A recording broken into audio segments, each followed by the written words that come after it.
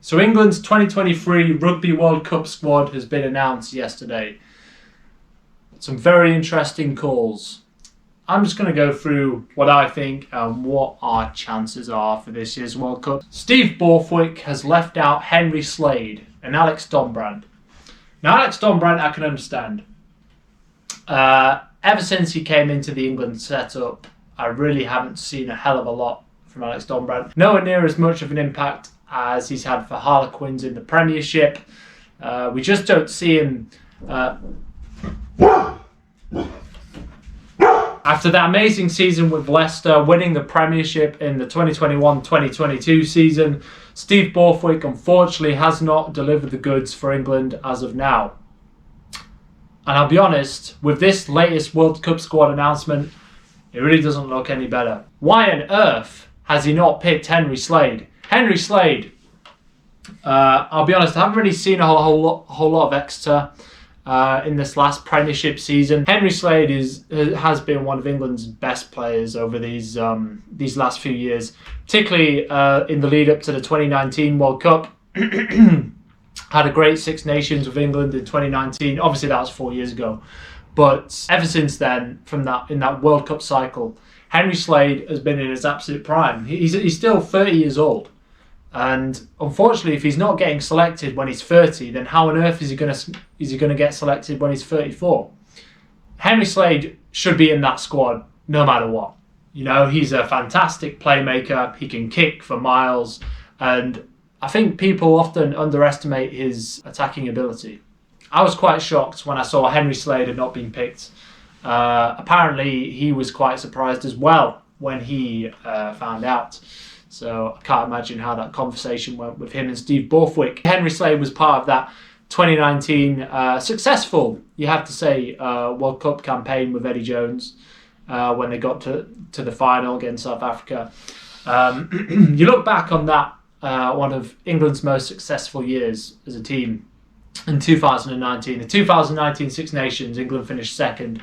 Obviously lost to Wales, drew to Scotland. With Owen Farrell, Manu Tuilagi and Henry Slade, number 10 inside centre and outside centre. England looked a formidable force in the back. I really don't see what he's done wrong to not be included this time around. As I said, I haven't seen a whole lot of Exeter in this last Premiership season just gone. So whether he's been picked on form, his form in the Premiership hasn't been quite there. Obviously, Exeter had quite a bad season this year. Finished, I can't remember, it must have been like 7th or 8th. Obviously not one of Exeter's better seasons with all the players leaving and everything. But Henry Slade, no matter what is going on with the club, should be in that England squad. And I think it's just really disappointing to see one of England's best players not be included in what is going to be one of the most important tournaments England have for a long time. That's Henry Slade out. Don't agree with the decision. He should be in the squad. He should be starting at outside centre. But obviously maybe Steve Borthwick wants to go down another route. Obviously Joe Marchant performed pretty damn well in that Wales game, even though England, played as a team, played absolutely terribly. But Joe Marchant, you have to say, was one of the lone bright sparks in that game. So yeah, if that's what's done Henry Slade, then I think he can feel very hard done by. Alex Dombrand, I am not surprised has been left out. I think that's justified. I really haven't seen a hell of a lot of Alex Dombrand ever since he started playing for England. It's a real shame because he's a quality player. We've all seen what he can do in the Premiership when Harlequins won that 2021 title. When they were playing some absolutely wonderful rugby, throwing the ball around all over the pitch. Marcus Smith, Murley, Esterhazen, Northmore, who have you, in that wonderful team that they had. And Alex Dombrand was a massive part of that title-winning season. Dombrand hasn't done enough. He hasn't had the impact, the X factor. He's still very young, Alex Dombrand. He's 24, 25. I'm not sure how old he is, but definitely, for sure, in the future, he will be pushing once again to get into that World Cup squad in 4 years' time. But yeah, I think it's justified, unfortunately, for Steve Borthwick to leave him out this year. Let's move on to the actual squad then. So England's forwards: Ollie Chesham, Dan Cole, Tom Curry, Theo Dan. Ollie Chesham, despite being injured for the last few months, definitely deserves to be in that squad. He has been absolutely wonderful for Leicester, particularly when they won the title in the 21-2022 season. And yeah, he definitely deserves to be in that squad. Dan Cole, his reputation precedes him. This is his fourth World Cup for Dan Cole. One of England's greatest scrummagers, has to be in the squad. It's a given. Tom Curry, definitely still very young, will be leading England for a long time to come. Has to be in the squad. He's had a few injuries, particularly at the start of this year, I think. So it's definitely great to see Tom Curry start to come back into his own again. Theo Dan, Saracens hooker, was very impressive in the season just gone in the Premiership. He deserves his place. Unfortunately, I don't think he had the best of games in that Wales game last week, but there's definitely more to Theo Dan than that, and let's just hope that he can pull off some wonderful performances in the coming games. Ben Earl, I've been waiting for this for a very long time. Ben Earl deserves to start for England. He should have been in the squad for the Six Nations just gone, should have been starting. Ben Earl is one of Saracens' best players. Rugby Mad Ben, I like to call him. He's just quality all round, and Ben Earl, I think definitely has a strong case to be England's number 8 if he's not going to be a flanker, if they're not going to include Binny Vunipola in the starting 15. Ellis Genge goes without saying. Courtney Laws, just depends whether his body holds up. This will no doubt be his last World Cup. Lewis Ludlam, yep, I agree with that. Been in decent form for Northampton and England the last few games. Joe Marler, no doubt his last World Cup as well.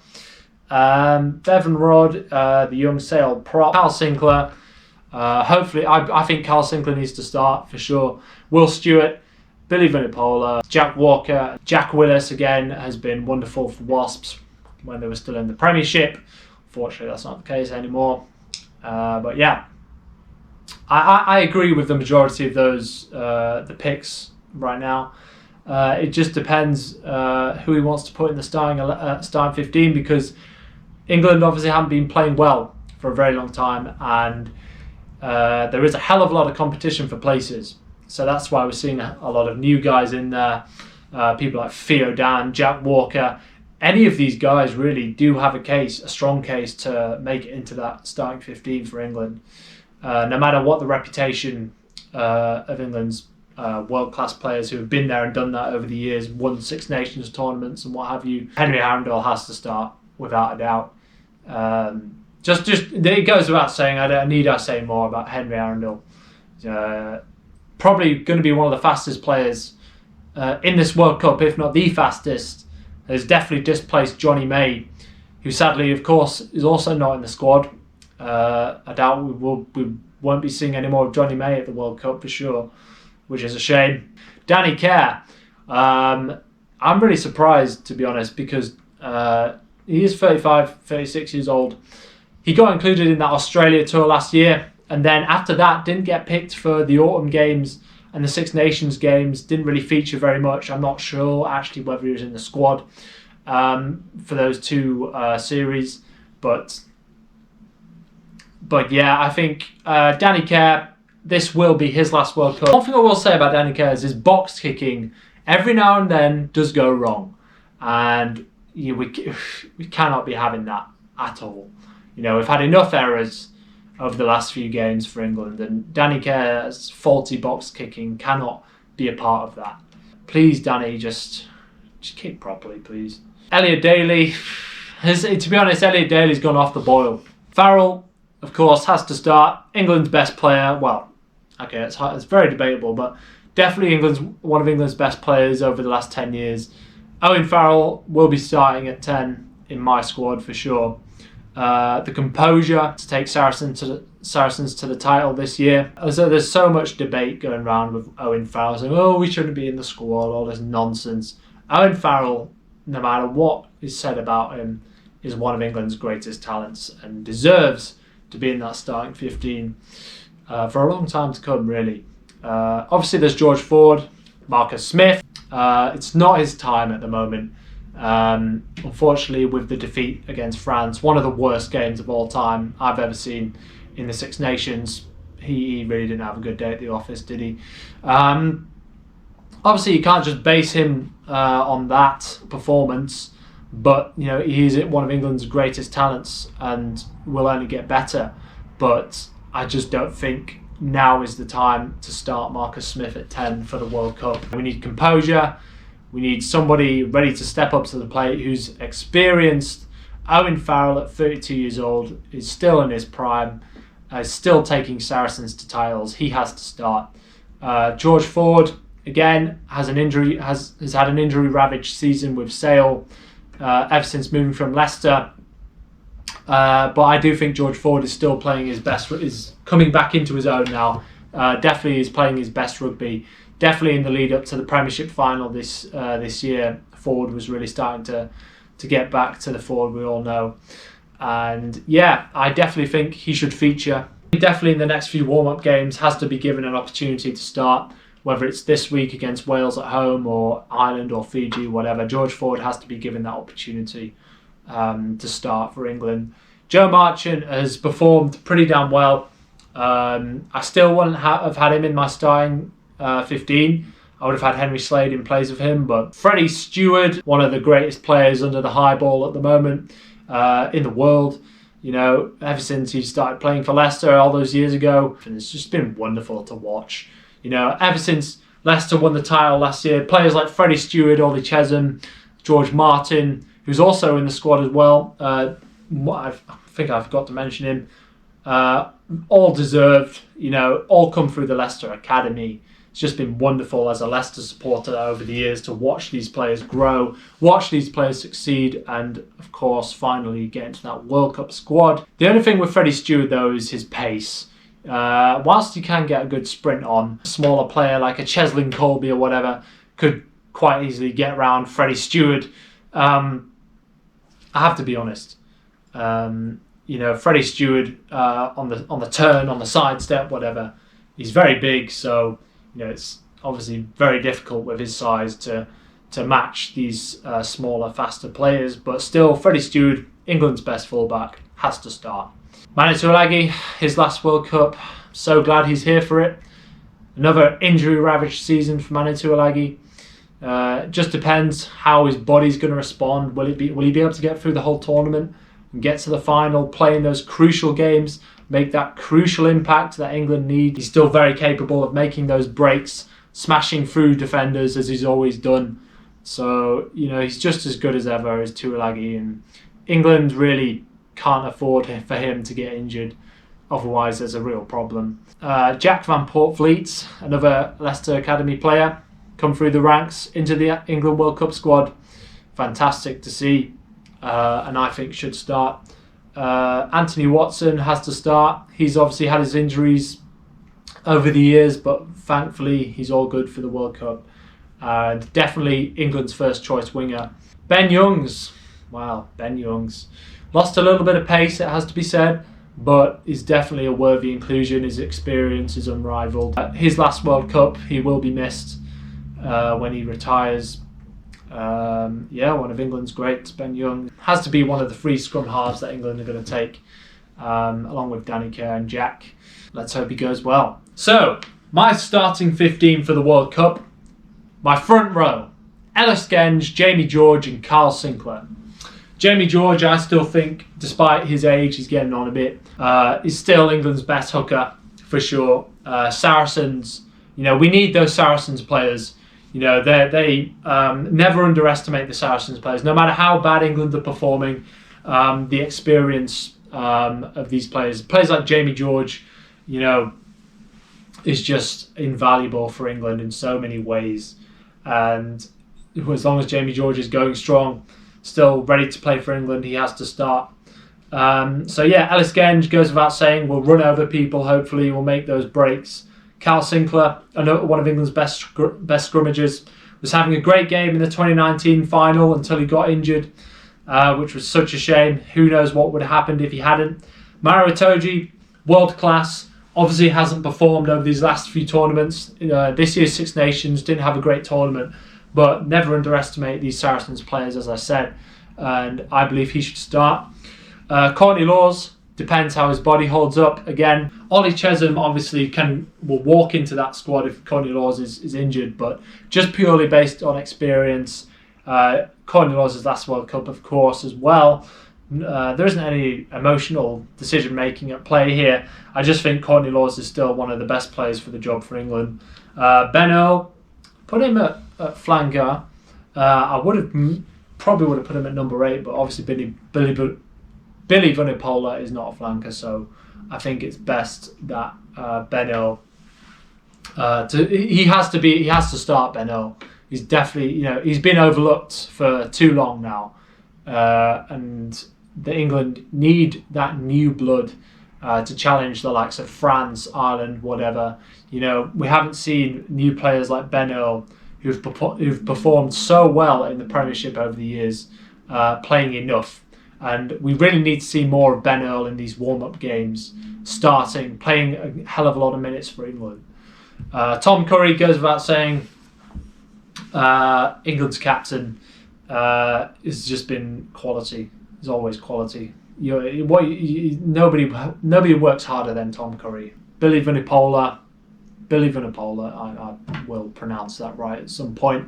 It's foolish to write somebody like that off who's been there and done that for England for so many years, just because he's had a few injuries. Billy Vunipola definitely needs to start for England.